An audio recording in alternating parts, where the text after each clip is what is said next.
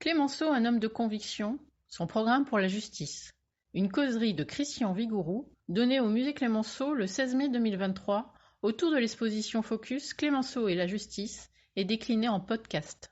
Épisode 4. Les 7 colonnes du temple de Clemenceau pour la justice.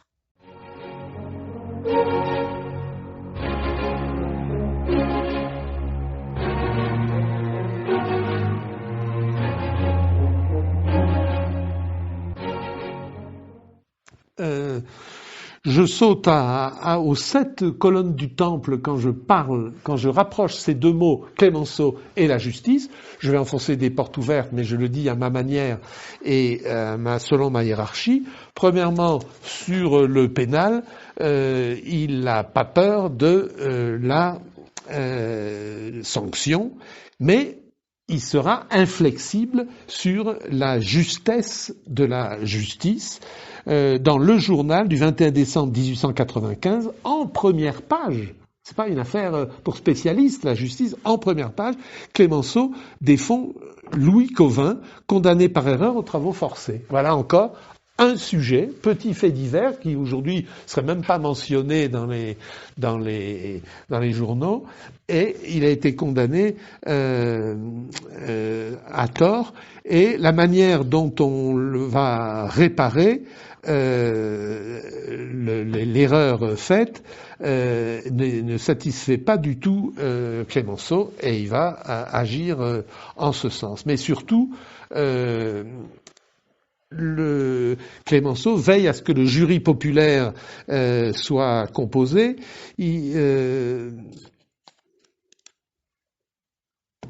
Il pense, c'est un bel éloge du jury qui ferait bien d'être cité à l'Assemblée nationale en ce moment.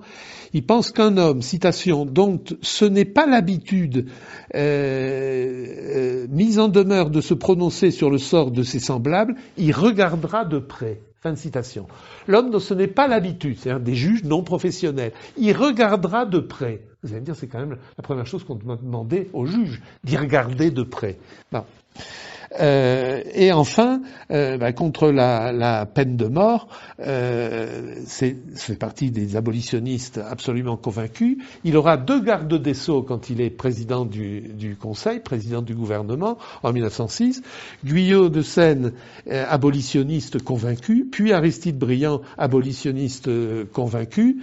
Le président Fallières est un abolitionniste convaincu, il va gracier, mais malgré ce staff de personnes qui ont une position minoritaire et qui savent ce que ça peut leur coûter d'être abolitionnistes, ils n'arriveront pas à faire voter la peine de mort. Mais Clemenceau est une référence, et Robert Badinter s'en souviendra quand il réussira à abolir la peine de mort. Le deuxième sujet qui est très intéressant et qui a joué un rôle très important dans la construction des républicains, c'est la prison.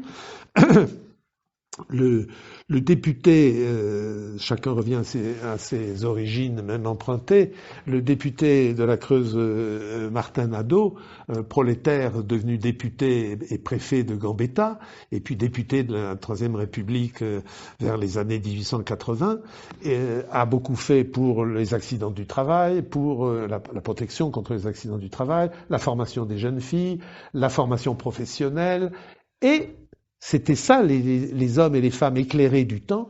Il a contribué à créer le Conseil supérieur de la pénitentiaire, qui était une instance qui pensait la politique pénitentiaire. Donc les républicains éclairés, et Clemenceau n'a pas pu ne pas s'intéresser à la prison, ne serait-ce que parce qu'il avait été détenu lui-même. Et les hommes politiques qui sont passés en prison pour des raisons respectables, Clemenceau c'était parce qu'il avait fait de la propagande républicaine, 73 jours à Mazars en 1862, on s'en souvient. Et donc Clemenceau a beaucoup réfléchi sur l'autocontrôle du politique quand il parle de prison. C'est-à-dire pas faire une échelle de perroquet sur plus de répression, mais penser à rétribution et penser à relèvement. C'est les 2 R de Clemenceau, et c'est très moderne d'une certaine façon. J'ai dit qu'il avait été en prison, il s'en souvient. Il se souvient aussi qu'il allait voir Blanqui ou et d'autres en prison. Il se souviendra aussi qu'il est allé porter secours psychologique à Picard quand Picard était emprisonné en prison civile ou prison militaire, totalement arbitrairement et injustement. Clemenceau était là. Et il sait dire ce que disent certains hommes politiques élus, puisque maintenant les députés et les sénateurs ont porte ouverte, si je puis dire, dans les prisons. Ils ont même le devoir d'aller dans les prisons. La loi l'a précisé. Eh bien, Clemenceau n'avait pas attendu la loi de 2000 pour aller dans les prisons. Souvent, il disait, j'ai visité plusieurs fois la petite Roquette, Mazas. Il allait voir comment ça se passait, et ça, c'est une grande force. Pas de terra incognita. Troisièmement, au civil, il s'est intéressé avec une vision assez moderne d'un sujet qui trouble souvent les Français encore aujourd'hui, je dirais le droit et le sexe. Tout ce qui est relation entre les sexes, divorce, considération licencieuse, etc., a intéressé Clemenceau de manière assez novatrice. Le 26 avril 1893, dans la Dépêche, il se moque, il écrit un article, Le sénateur et la racoleuse. Le sénateur, empreint de bonnes mœurs, voulait assimiler le racolage à l'outrage public à la pudeur et donc faire bondir la répression du simple racolage.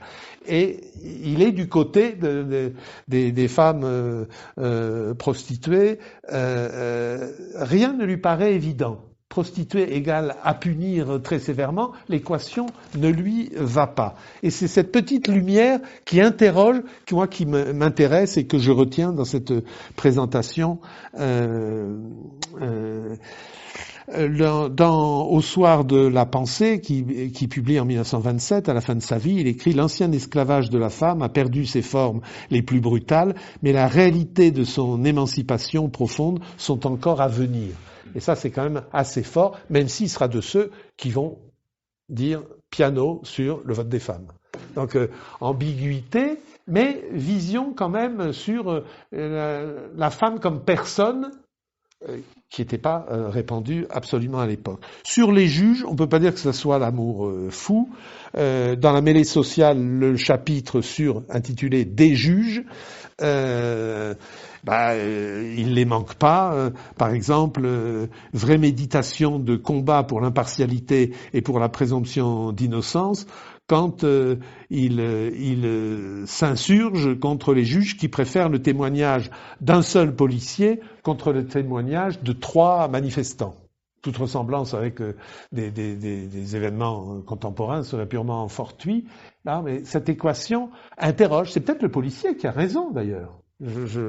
Mais voilà, il n'y a pas d'automatisme, et ça c'est fort, et ça vaut de l'or.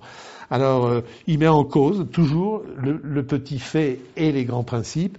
Je ne connais pas les juges de Béthune, je ne connais pas le procureur de la République, mais je les devine trop bien. Ce sont de braves bourgeois, pas méchants dans le monde et dans leur famille, pas bien contents de leur sort, comme tous les humains, et très désireux d'avancement, comme tous les fonctionnaires. Et il retombe souvent sur ce mot, les fonctionnaires, en parlant des juges. Si vous voulez mettre en colère aujourd'hui des juges, vous leur dites vous êtes des fonctionnaires, vous faites sortir. Là, Clemenceau avait ce goût de la provocation, parce que je suis d'or que déjà en 1880, les juges n'aimaient pas trop se faire qualifier de fonctionnaires.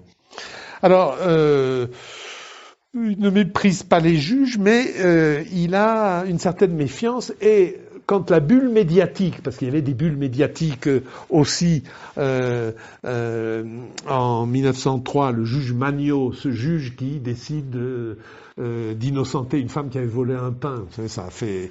Il y a un livre qui vient de sortir encore, Le Bon Juge. C'était Le Bon Juge. Et bien quand le juge Magnot avait fait son acte d'interpellation juridictionnelle en innocentant cette femme, Clemenceau avait eu un petit message. Pas explosant de chaleur, parce qu'il quand même il aimait bien les juges qui sortaient pas trop des normes, mais il va quand même, il salue ce juge qui a osé faire passer sa conscience et interpréter la loi de telle manière que le pauvre ne soit pas mis encore plus bas. Il est quand même dans la tradition, si on l'entend à travers ces écrits que j'ai relus pour préparer, enfin certains de ces écrits que j'ai relus pour préparer cette conférence, il est encore quand même dans le vocabulaire que j'ai entendu, moi, de grands préfets, de ministres de l'Intérieur, sur les 40 dernières années, en parlant des juges. Qu'est-ce que sont ces robins ou qu'est-ce que sont ces chafourés?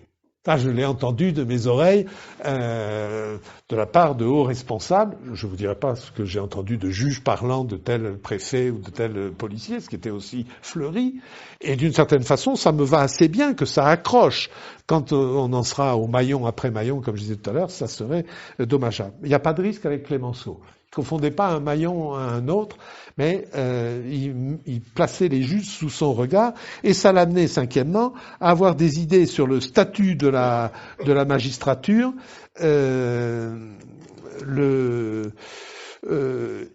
Il avait bien compris l'importance, et c'est un membre du Conseil supérieur de la magistrature qui vous le dit, l'importance du dossier. Les magistrats, sous Clémenceau, ceux aujourd'hui, avancent avec des dossiers où il y a des évaluations, des appréciations. Et donc Clémenceau pointe la fragilité pour l'indépendance de la justice de cette évaluation faite par qui?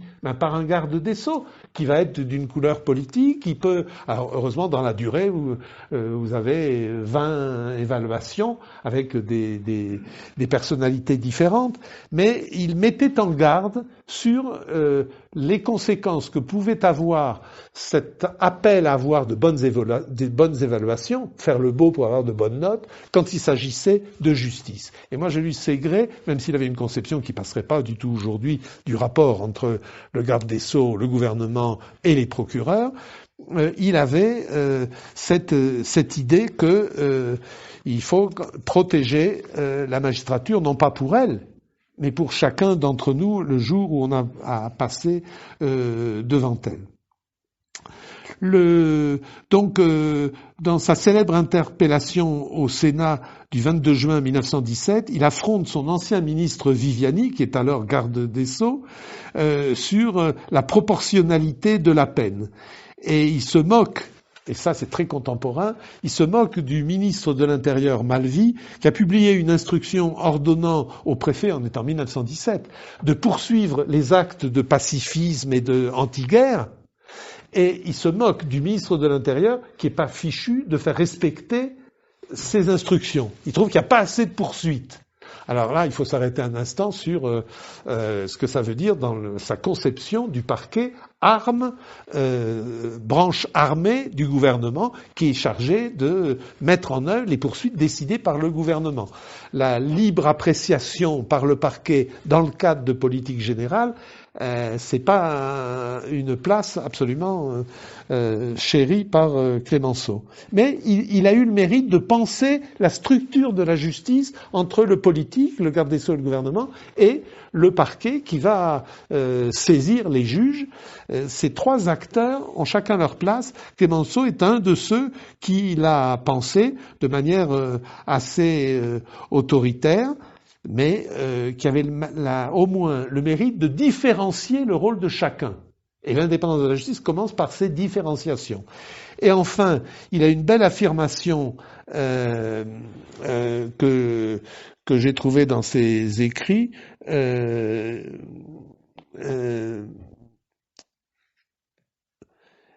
qu'on pourrait appeler une déclaration qu'on peut opposer à toute loi anti-casseur qui viendrait ou reviendrait. Dans une période agitée, il écrit « J'ai cherché à situer la question et les hommes. Il ne s'est jamais agi de coffrer 1500 à 2000 individus sans savoir pourquoi, ni d'en faire un bloc sans choisir. » Et ça, c'est la revendication justement, d'éviter des rafles.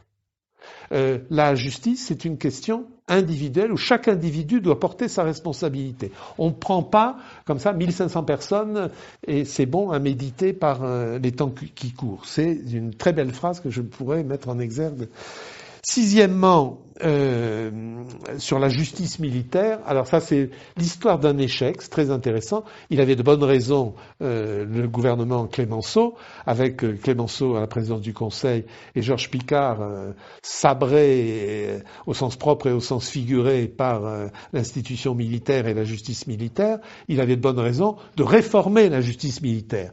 Il y avait eu Gallifet, le sabreur de la Commune devenu le salut de Waldeck-Rousseau quelques années avant. Gallifet est tout à fait passionnant, comme Waldeck-Rousseau, avait essayé, après l'affaire Dreyfus, de réformer de fond en comble la justice militaire qui avait failli avec l'affaire Dreyfus.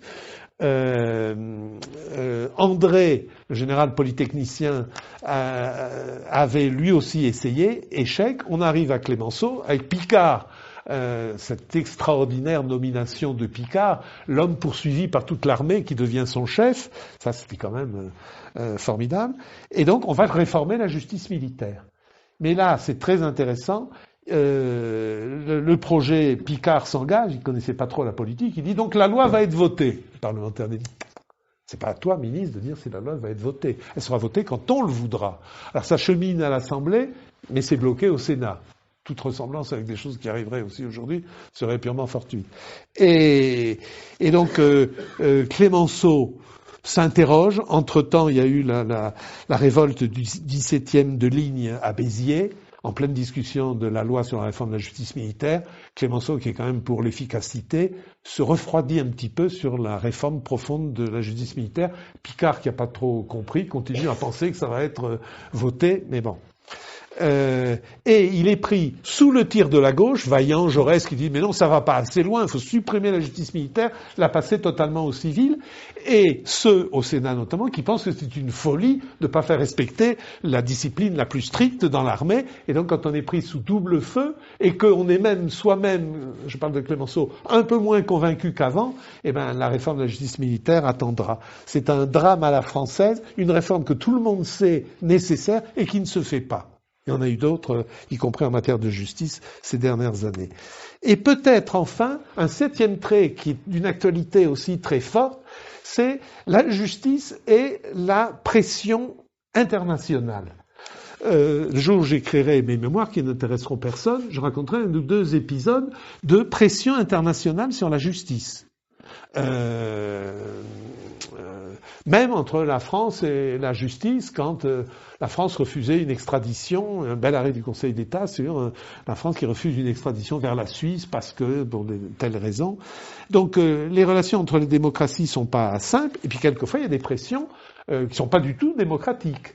Et d'un État autoritaire qui veut que la justice française lui livre tel délinquant. Donc tout ce qui est extradition, tout ce qui est maintenant mandat d'arrêt européen, mais l'extradition elle existait déjà au temps de Clémenceau, ces rapports, ces demandes de chefs d'État à chefs d'État qui disent tiens il faut punir un de mes ressortissants chez toi, ça là on voit le caractère. Et on voit la personne. Eh bien, Clémenceau a eu à protester dans l'Écho de Paris le 11 août 1897, quand il fait un article sur le sultan en justice. Il célèbre les juges qui ont transformé en accusé l'accusateur. Le tel sultan voulait obtenir une condamnation de littérature hostile à sa grandeur, et les juges ont dit mais non, vous avez massacré des gens chez vous, et moi, juge français, je vais pas me transformer en livreur de vos victimes. Et c'est un bel épisode, cet article du 11 août 1997, à l'époque de l'internationalité de la justice, vaut de l'or. La justice française regarde la vérité indépendamment des contingences internationales. Donc voilà, je crois que je vais bientôt m'arrêter. Il y a 3/4 d'heure à peu près. Bon, alors je conclus. Je conclus par un petit message qui n'engagera que moi et qui va peut-être vous paraître totalement artificiel. Clémenceau est multicolore. Il a choisi 2 gardes des Sceaux qui se ressemblent pas du tout. Le premier, Jean-François Edmond Guyot de Seigne, qui est le maire de Quinhat. Françoise Héritier, qui a écrit un beau livre sur les mots, cite comme exemple de mots difficiles la ville de Quinhat. Et elle dit comment vous prononcez Quinhat. Clémenceau était allé chercher le maire de Quinhat au fond de l'Auvergne comme garde des Sceaux. C'était un avocat, un homme de caractère abolitionniste. Puis après, ça sera Aristide Briand. Il a pris vraiment deux gardes des Sceaux très différents. Alors, si on le compare à nos gardes des Sceaux, et ça sera ma conclusion, je vous rassure, il y a du Pleven dans Clémenceau, avec sa loi de 1971 sur le racisme. Il y a du Badinter, je suis aussi résolument que jamais l'ennemi de la peine de mort. Il y a du Élisabeth Guigou, quand il rend hommage à la présomption d'innocence dans la dépêche du 26 mars 1900, je pense à la loi un siècle plus tard, du 15 juin 2000, loi de dépêche 1900, 15 juin 2000, la loi sur la présomption d'innocence, qui est encore en application ici. Il y a du Rachida Dati, quand il affirme son sentiment que la justice est le bras juridique de l'État par le parquet, et que le parquet est le soldat du droit, c'est une conception qui se défend, qui n'est pas celle en vigueur actuellement, mais j'y vois des correspondances. Il y a du Madame Taubira avec la loi de juillet 2013 qui interdit les instructions ministérielles dans des affaires individuelles, quand il dit que le parquet doit rester dans le cadre d'orientation générale, mais qu'il peut plus ou moins avoir une appréciation. Il y a du Madame Taubira encore sur l'anticolonialisme.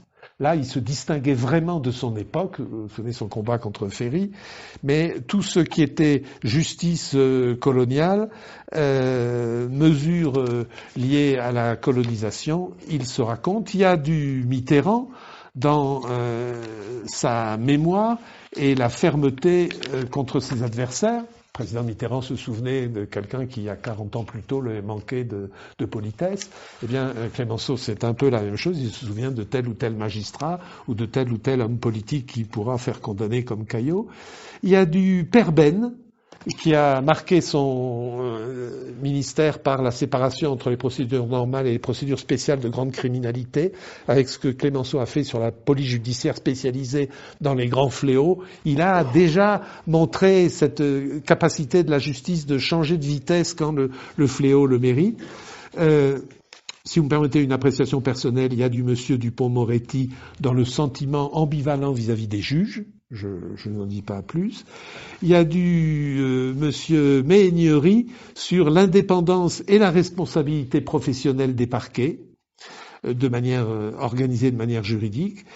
Il y a du Jean-Jacques Urvoas sur la raison d'État. Vous vous souvenez que avant d'être garde des Sceaux, monsieur Urvoas avait fait la loi sur le renseignement, avait travaillé sur la raison d'État.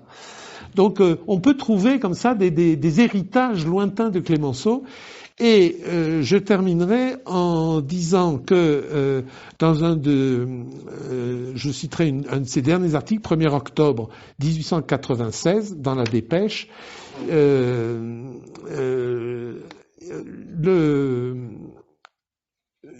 il critique un juge d'instruction de Nice qui a fait arrêter un certain monsieur Paul pour un détournement de fonds. Il l'a amené jusqu'à Nice alors qu'il était complètement ailleurs. Et là, on s'aperçoit qu'on s'est trompé c'est un homonyme qu'on a arrêté. Et la justice dit à monsieur Paul, oui, désolé, on vous a arrêté, on vous a ramené de Lille à Nice, mais c'était pas vous, bonsoir. Et voilà, monsieur Paul qui se retrouve à Nice sans rien, sans ressources, etc. Eh bien, je pense que la grandeur de Clémenceau en matière de justice, sans influer sur la décision de justice, aura été d'animer des débats qui sont encore aujourd'hui, de Dreyfus à de petites choses, être capable de passer de l'institutionnel à monsieur Paul. Je vous remercie.